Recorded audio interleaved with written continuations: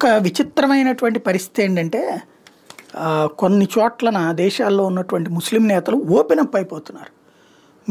మేము మా పిల్లల సంఖ్య ఎక్కువైపోతుంది, మాకు ఒకళ్ళకి నలుగురు పుడతారు, 7గురిని కంటారు, 4-5 భార్యలు ఉంటే తలా 4-5 కంటారు, ఆ విధంగా మా సంఖ్య పెరిగిపోతుంది, 10 ఏళ్ళు తిరిగేటప్పటికి మీ జనాభాని దాటిపోతాం, మీ దేశాన్ని స్వాధీనం చేసుకుంటాం, అట్లాగే మీకు సంబంధించి మీ మతాన్ని పక్కన పెడతాం, మిమ్మల్ని కాఫీర్లుగా చూస్తాం, మీ భూములు తీసుకుంటాం, మా షరియా చట్టాలు అమలు చేస్తాం, మా చట్టాలు అయ్యాక మీ అంతు తేలుస్తామని ఓపెన్ స్టేట్మెంట్లు ఇచ్చేస్తున్నారు యూరప్ దేశాల్లో. అదేంటో అర్థం కావట్లేదు.